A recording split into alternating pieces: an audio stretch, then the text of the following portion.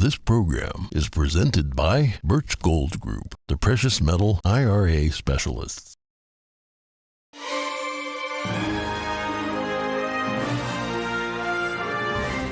Good morning. In today's headlines, a record number of illegal border crossings in the U.S. and a growing network of corruption preying on migrants as they try to cross Mexico. The U.S. has a new rule for inbound travelers from China. That's in response to the massive COVID-19 outbreak there. We take a look at the measure taking effect January 5th. Ukrainian President Zelenksyy meets up with Blackrock chief executive Larry Fink. The investment company is advising Ukraine on structuring funds for rebuilding the war-torn country. Elon Musk announced a new Twitter policy yesterday that is to follow the science, which includes a reasonable questioning of science. And a decluttering specialist gives us some advice on how to take the first step and how to make it easier.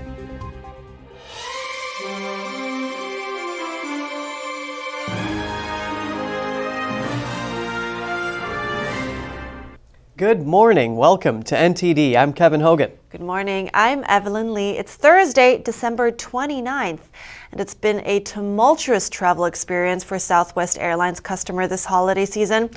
The airline canceled more than 5,000 flights between Tuesday and Wednesday alone. Now, American Airlines stepping in to try and help stranded travelers to get home. The company says it will place price caps on some of their flights, and the prices vary by location. Southwest does not have agreements with other carriers to allow passengers to rebook with different airlines. There were other airlines posting last-minute flights, but they cost thousands of dollars. Heading overseas, a large fire on a South Korean expressway on Thursday killed at least 5 people and injured nearly 40 caught in heavy traffic. Local fire department video shows a soundproof awning engulfed in flames soon after the fire broke out near the capital, Seoul. The heavy traffic made it difficult for vehicles to escape the affected area as the fire spread. A witness reported hearing a loud blast. Media said the fire appeared to have begun after a bus and a truck collided. But a fire official at the scene said its cause was still being investigated, although the fire had been put out. Altogether, 44 vehicles were destroyed. And back home, the U.S. is imposing new rules for travelers coming from China in response to the COVID-19 outbreak there. Passengers will need to have a negative COVID test result within 2 days before flying or documentation of recovery. This new rule takes effect on January 5th. It applies to all passengers from China regardless of nationality or vaccination status. Here's NTD's Tiffany Meyer with the story. The move comes as several countries place restrictions on tourists from China. On Tuesday, Beijing said it would soon allow Chinese citizens to travel abroad. This as the virus cases inside China hit an all-time high, and with hospitals and funeral homes overflowing. U.S. carriers are also weighing their options. United Airlines said it's evaluating when to add more flights to China. Right now, the number of flights between the U.S. and China are capped at 12 per side per week. That's about 7% of the number of flights pre-pandemic. Some of China's neighbors are already on the move. Taiwan plans to start testing visitors from mainland China for the virus, starting January. The new year is fast approaching, and the island is expecting tens of thousands of mainland Chinese tourists. Further north, Japan says it will require all travelers from China to go through virus testing starting at the end of this month. Those who test positive must quarantine for 7 days. Japan is also limiting flights to and from China. South Korea is expected to announce new measures for Chinese travelers this Friday, while India is already testing travelers from nations including China. It's also bracing for a new wave of virus cases. Hospitals across India are doing drills to prepare for possible scenarios. In Europe, Italy is testing all Chinese travelers for the CCP virus, which causes COVID-19. That's after it found half of the passengers on 2 flights to Milan were infected. Italy is also performing virus sequencing to check for possible new variants. Health officials say they may impose stricter rules if a new strain is found. In Germany, a politician is calling for the suspension of flights between China and the European Union. Now, Hong Kong is asking Japan to withdraw its COVID-19 restriction from travelers from the island. Passenger flights from the financial hub are only allowed to land at 4 designated airports. That decision comes during a peak travel season ahead of the Lunar New Year holiday. Hong Kong officials say the restrictions are unreasonable and will affect about 60,000 passengers. Hong Kong is recording around 20,000 coronavirus cases a day. It lifted its COVID restrictions today for the first time in 3 years. Ukrainian President Volodymyr Zelenksyy held a video conference yesterday with Blackrock CEO Larry Fink. Blackrock is one of the world's leading investment managers. The New York-based Blackrock manages client assets worth about $8 trillion. President Zelenskyy's website reported that Blackrock has been working on a project to advise the Ukrainian government on how to structure Ukraine's rebuilding funds. Blackrock leaders plan to visit Ukraine in the new year. Zelenksyy also said that Ukraine would participate in next year's World Economic Fund summit in Switzerland. The Washington Examiner reported that both Blackrock and the World Economic Fund are controversial due to pushing environmental, social, and governance practices known as ESG. Elon Musk announced a new Twitter policy yesterday. The new guidelines are to follow the science. Musk wrote that part of the process is the reasoned questioning of the science. NTD's Daniel Monahan has this story. The Greek Euripides said question everything, but the old Twitter policy could better be described as question everything that conflicts with official government positions. That is, at least according to David Zweig's latest COVID-themed Twitter files. Zweig wrote that Twitter did suppress views, many from doctors and scientific experts that conflicted with the official positions of the White House. As a result, legitimate findings and questions that would have expanded the public debate went missing. He says the accounts of doctors and others were suspended or shadow banned for tweeting opinions and demonstrably true information. The following are some examples. Stanford's Dr. Jay Bhattacharya argued that COVID lockdowns would harm children.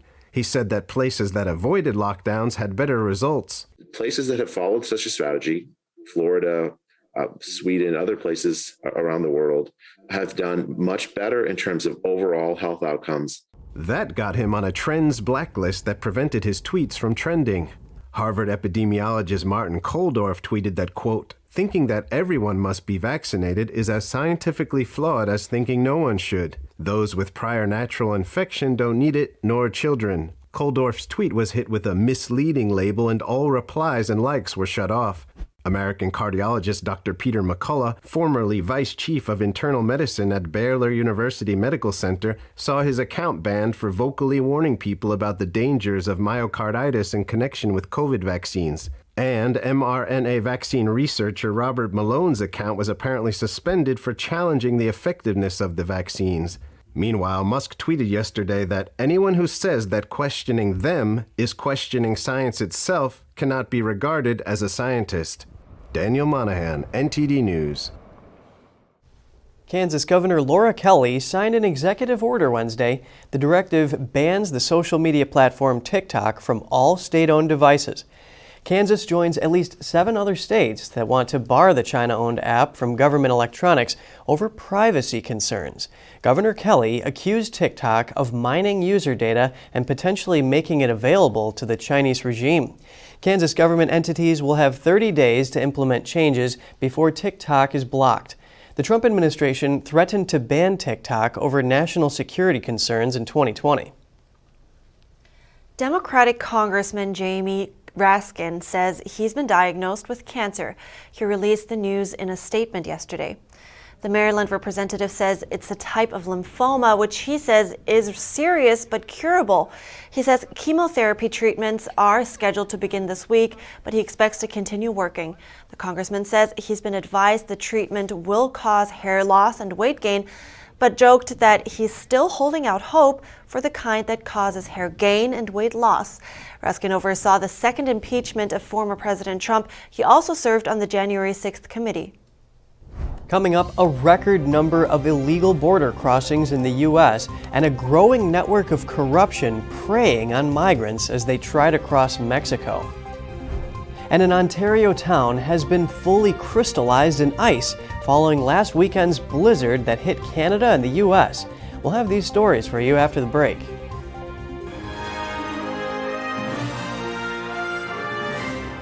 It's just clear as day. The media, whether it's broadcast, cable, or print media, has become extremely biased. And I started looking online for alternative ways to get information. And I saw an ad for a free trial. And I looked at it and I said, Epoch Times. I mean, come on, this is end of days type of stuff. I mean, what are they going to be talking about here? And I said, well, it's a free trial. Let me dig in. Is it giving me both sides? Is it giving me an objective point of view here? I have looked for opportunities to see where they might be biased, and I don't find it. It has given me a level of trust in media that I didn't think I'd ever get back. I love the Epoch Times because it has renewed my faith in the idea that a reliable, responsible, non-biased source of information is available. And I can say that I love it because of that.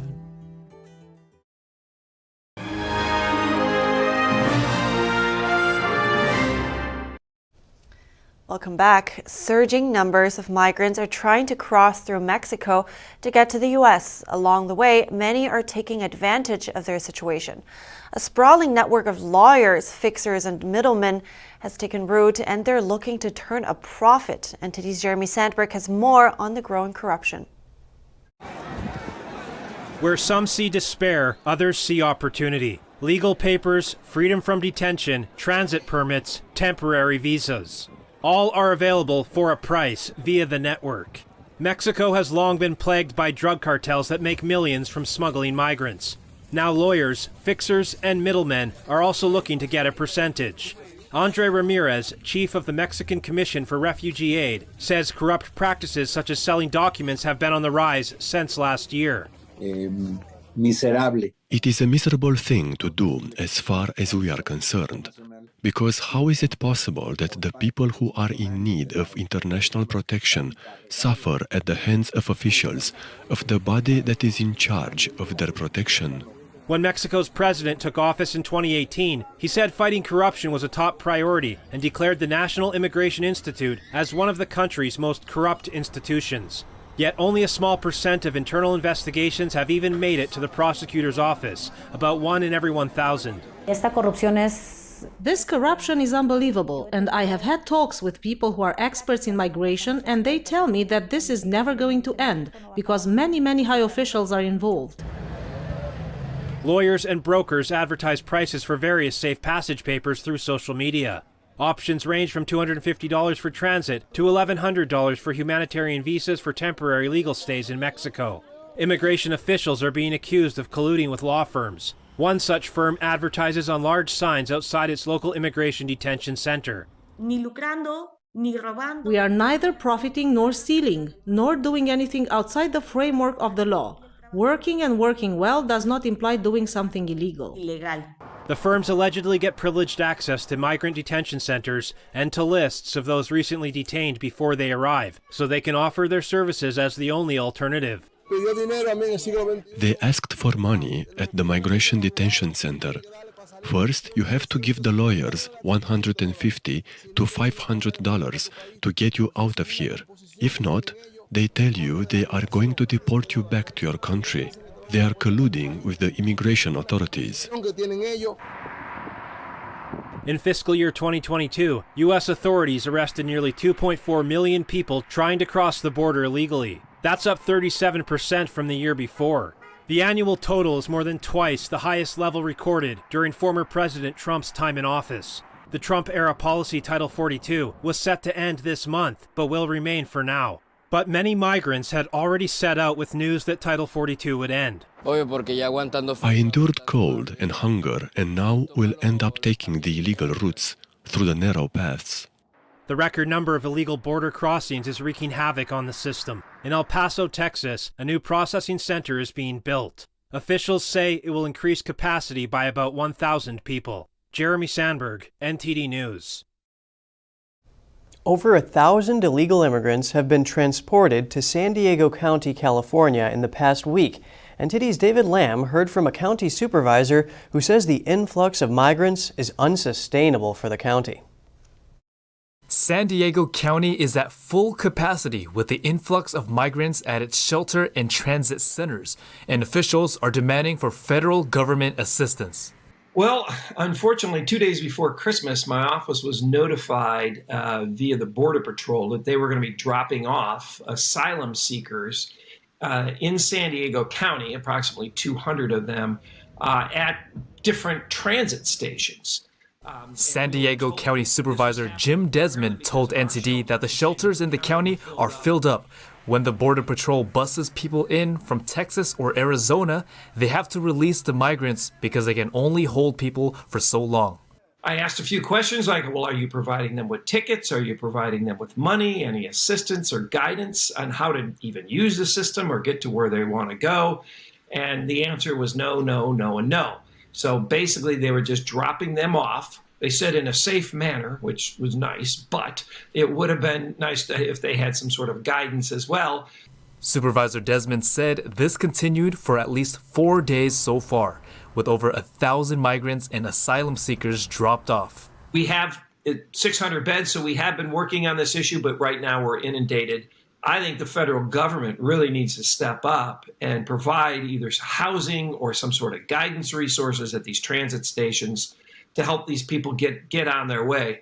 And it's not just people from Mexico. We also see people from Haiti, from Colombia, from South America, Central America, from China, all Ukraine as well, all coming across the border. And Desmond believes his county will be at full capacity for many days to come.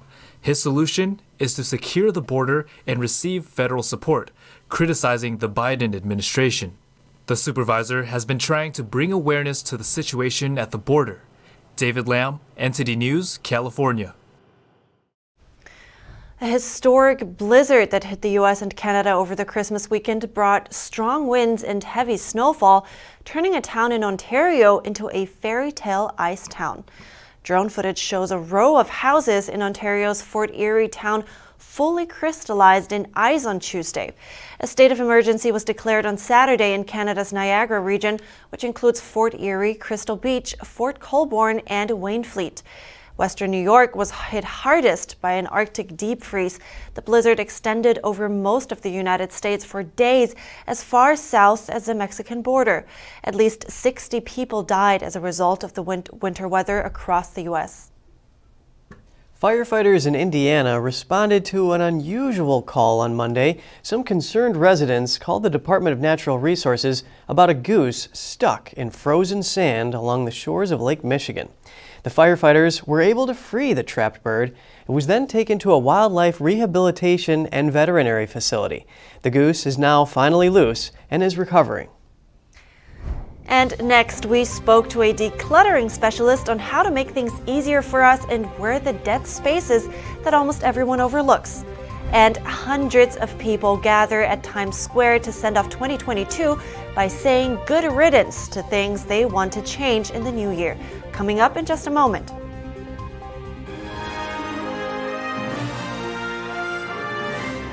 This is Stephen K. Bannon. I urge you to protect your savings from inflation by diversifying into a physical gold IRA from Birch Gold Group. Simply text the word NTD to 989898 and you'll get a free info kit on gold IRAs explaining everything. Coming soon on International Reporters Roundtable. Protests, uprisings occurring in Brazil over the presidential election. China over the COVID lockdowns, and Iran sparked by the regime's brutality toward women. These are only some of the largest all over the world. Journalists Marcos Shakus, Sasha Gong, and Samir Gare join us to discuss this. Is there a link?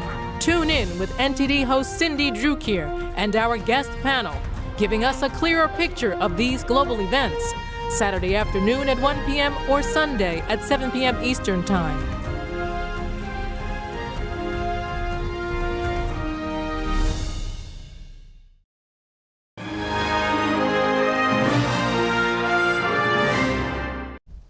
Times Square in New York City saw hundreds of people line up yesterday to say good riddance to 2022. The annual event was hosted by neighborhood business association, the Times Square Alliance. You got it! Yes! Congratulations!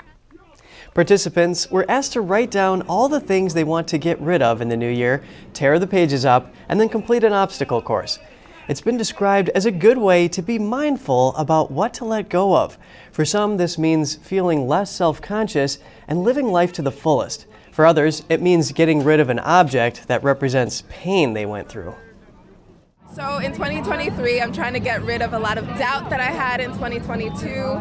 I just want to enjoy life more, have more experiences, take a dance class without worrying if I'm going to be like Beyonce and be amazing and just have fun at it. This was my cancer mask that I had to wear going through radiation and chemo. And I thought we were going to bash it with a sledgehammer or put it in a fire pit, but it doesn't seem to be. But we're still going to get rid of it. Wow, that certainly is a unique way to embrace positive change. It is, it is. Do you have anything that you want to say good riddance to? Well, you know, I choose to look at it more like keeping all the positive things that 2022 brought me and expanding on them into the new year. Okay, I like that. That's a paradigm shift, but I like it. And do you have any examples? Like, what is one thing? Well, one thing is like I relearned a song on classical guitar this year, and next year I want to be able to play it better. That would, that way I can, just improve a little bit as we go. What about you? Are you looking forward to anything next year? Oh yeah, I mean, I have a bunch of plans for next year, just as usual, like see a bit more of the world. And speaking about instruments, I got a new piano, so deepening skills there too, probably. Nice. Yeah. All right. Let us know what you're looking forward to at goodmorning@ntd.com. I'm Evelyn Lee. That's Kevin Hogan. We'll be ending the program here. Thanks for watching and see you tomorrow.